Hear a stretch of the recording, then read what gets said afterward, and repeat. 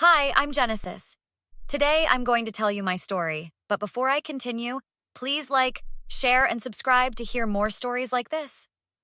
So, there I was, sitting in my favorite coffee shop, watching my entire social life implode over a caramel macchiato. My phone wouldn't stop buzzing with messages from people I thought were my friends, all taking Tyler's side, all because I finally stood up for myself.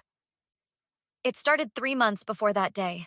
Tyler and I had been dating for almost a year, and things were comfortable. Too comfortable, maybe.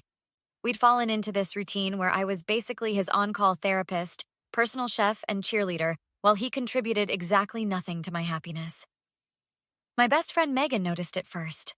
We were getting our nails done when she said, "Jen, does Tyler ever actually do anything for you?" I laughed it off. "What do you mean? He's sweet." "Sweet isn't doing anything," Megan said, examining her fresh manicure. "When's the last time he planned a date? Or remembered something important to you? Or did literally anything that required effort?" I wanted to defend him, but honestly, I couldn't think of a single example. "He texted me a heart emoji this morning," was all I could come up with. Megan raised an eyebrow. "Wow, boyfriend of the year." I brushed it off then, but her words stuck with me. Over the next few weeks, I started paying attention. Tyler would call me at 11 p.m. to vent about his day, but when I tried talking about my promotion at work, he'd suddenly remember he had an early morning. He'd come over for dinner, that I cooked, then leave the second his stomach was full. He'd make plans with his friends without telling me, then act surprised when I got upset about being ditched. Things came to a head at Dominic's party. Dominic's one of Tyler's college buddies who always throws these elaborate birthday bashes. I spent hours getting ready, excited for a real date night for once. Tyler was supposed to pick me up at 8. At 8:30, I texted him, "Hey, you on your way?" His response came 20 minutes later. "Oh, forgot to tell you. Already at Dom's. Just Uber over." When I arrived, Tyler was 3 beers in, playing video games with his friends in the basement. He barely looked up when I walked in. "Hey, babe," he said, eyes still on the screen. "Grab me another beer?" That's when something in me just snapped. A year of being taken for granted crystallized into perfect clarity. "No," I said. He finally looked at me, confusion on his face. "What?" I said, "No, Tyler. I'm not your servant." "Geez, it's just a beer." He rolled his eyes at his friends like I was being ridiculous. "It's not about the beer," I said, my voice getting louder. "It's about the fact that you forgot to pick me up, didn't apologize, and the first thing you say to me is an order to get you something." Tyler paused the game and stood up, looking annoyed. "Can we not do this here?"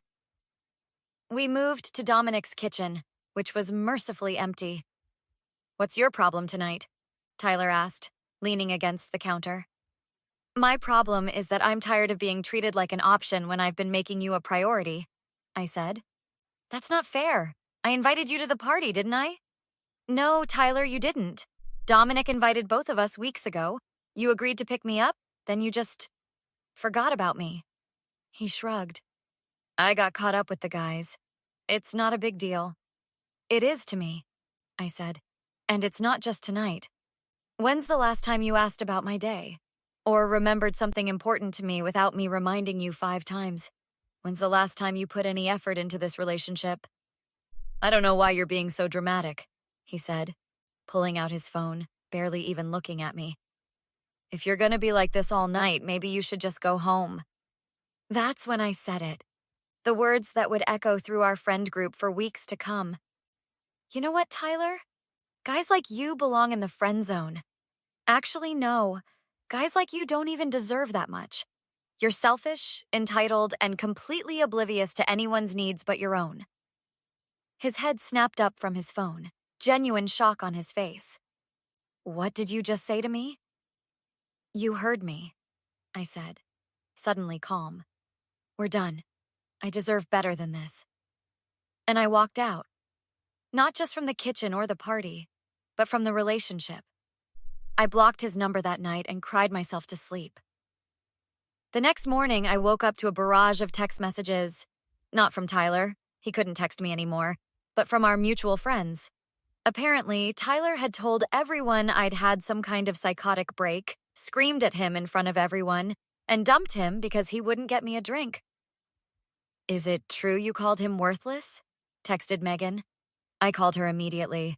"Absolutely not. That's not what happened at all." "Tyler's really upset, Jen," she said. "Everyone at the party heard you yelling at him." "I wasn't yelling, and they didn't hear our conversation because we were alone in the kitchen," I explained, frustration building. "Did he tell you he forgot to pick me up? Or that the first thing he said to me was to get him a beer?" "He said you were late and in a bad mood," Megan replied. "Look, I know Tyler can be clueless sometimes, but publicly humiliating him? That's harsh." "Megan, you're the one who pointed out how one-sided our relationship was." "I didn't tell you to blow up your entire social life over it," she said.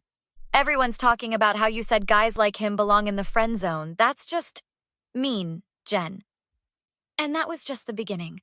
Over the next week, the story spread, getting more distorted with each retelling. By the following weekend, I was the villain in everyone's story. Tyler's victim narrative was flawless. The blindsided boyfriend whose crazy girlfriend publicly destroyed him over nothing. I tried to explain my side, but no one wanted to hear it. One by one, my friends stopped inviting me to things.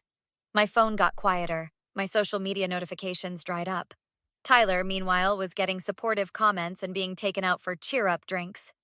The only person who stood by me was my brother, Marcus. He came over with ice cream after I called him crying.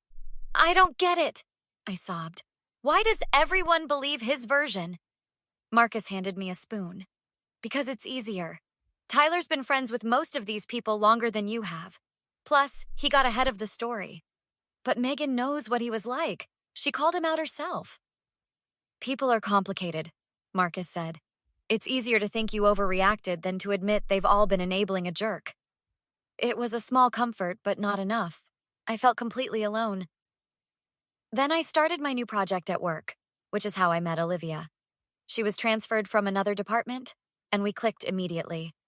It was refreshing to talk to someone who didn't know Tyler or any of the drama. We were grabbing lunch when I finally told her what happened. "So, basically," Olivia said after hearing my story, "your boyfriend was a user, you called him out, he twisted the narrative, and your so-called friends abandoned you without even getting your side?" "That about sums it up," I nodded. "That's some high school level garbage," she said. "No offense, but your friends sound as toxic as your ex." "They weren't always like this," I defended. "Tyler's just convincing." "Manipulative, you mean," Olivia corrected. "You know what people like that hate most? Being exposed, not in some dramatic confrontation, but just letting the truth speak for itself." "What do you mean?" "I mean," she leaned forward, "stop trying to defend yourself. Let him dig his own grave." At first, I wasn't sure what she meant, but over the next few weeks, a plan started forming.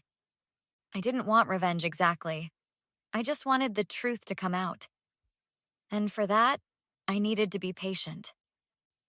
Through mutual connections, I learned Tyler had started dating again. A girl named Vanessa who worked at the marketing firm across from our office building. I didn't know her, but I recognized the pattern immediately. The love bombing, the slowly increasing demands, the one-sided emotional labor. "I don't want to interfere in their relationship," I told Olivia over drinks, "but I also feel terrible knowing what she's in for." "You don't have to interfere," Olivia said, "but you could make sure you're there when it all falls apart." The opportunity came sooner than expected. I was getting coffee when I ran into Jason, one of Tyler's friends who'd been at Dominic's party. "Genesis," he said, looking uncomfortable. "Hey." "Jason?" I nodded, turning to leave with my drink. "Wait," he called after me. "Can we talk for a minute?" We sat at a corner table, both awkward. "I owe you an apology," Jason finally said. "I heard what actually happened at the party." "What do you mean?" "Dominic's girlfriend was in the kitchen," Jason explained. "She heard everything, but she didn't say anything because she didn't want to get involved. But last night, Tyler pulled the same stunt with Vanessa at the bar. Left her waiting for an hour, no apology, then expected her to just deal with it. It was familiar? Let me guess, I said. When she got upset, he made her feel crazy for having completely reasonable expectations. Jason nodded. Dominic's girlfriend finally spoke up, told Vanessa what she heard between you and Tyler, how he'd twisted everything afterward. It got me thinking about how he's always the victim in his stories, you know? It was the opening I needed. Jason, I said carefully. I never wanted to turn people against Tyler. I just wanted to be treated with basic respect. I know that now, he said, and I think others are starting to see it too. Over the next few weeks, the tide began to turn. Not in some dramatic confrontation, but in small moments of truth. Jason started questioning Tyler's versions of events in front of others. Dominic's girlfriend shared what she'd actually heard, and Vanessa, after experiencing Tyler's selfishness firsthand, started comparing notes with mutual friends. The real breakthrough came at Ashley's housewarming party. I almost didn't go, but Olivia convinced me. You have nothing to be ashamed of, she insisted. Hold your head high. When I walked in, the room didn't exactly fall silent, but I felt the shift in energy. Tyler was there with Vanessa, but they were clearly tense with each other. Megan was by the drinks table, and after a moment's hesitation, she approached me. Hey, she said, not quite meeting my eyes. Hey, I replied. I think I owe you an apology, she said. I should have listened to your side before jumping to conclusions. What changed? I've been watching Tyler with Vanessa, she admitted. It's like seeing your relationship all over again, and it made me realize how unfair I was to you. Later that night, the confrontation I'd been dreading finally happened. Tyler cornered me in the hallway. Happy now? He demanded. Everyone's whispering about what a terrible boyfriend I am. I haven't said a word about you in months, Tyler, I replied calmly. Bull. Vanessa's suddenly questioning everything about our relationship. Jason's acting weird. Even Megan's giving me these looks. Maybe they're just paying attention, I suggested. To what? Your victim story? I laughed. I couldn't help it. That's rich coming from you. You literally twisted everything that happened to make yourself the victim. I didn't twist anything, he insisted, but there was uncertainty in his voice. Really? So you told everyone how you forgot to pick me up? How your first words to me were to get you a beer? How you dismissed everything I said and checked your phone while I was trying to have a serious conversation? He faltered. That's not... The truth is catching up, Tyler. Not because I'm out for revenge, but because patterns don't lie. You're doing the same things to Vanessa that you did to me, and people are noticing. I walked away, leaving him standing there. For the first time in months, I felt completely free of his influence. Over the next few weeks, Tyler's social capital continued to erode. Not because of some grand exposure, but because once people started paying attention, they couldn't unsee his behavior. One by one, my old friends reached out to apologize. I should have believed you, Megan said over coffee. I'm sorry I didn't have your back. It hurt, I admitted. But I understand how convincing he can be.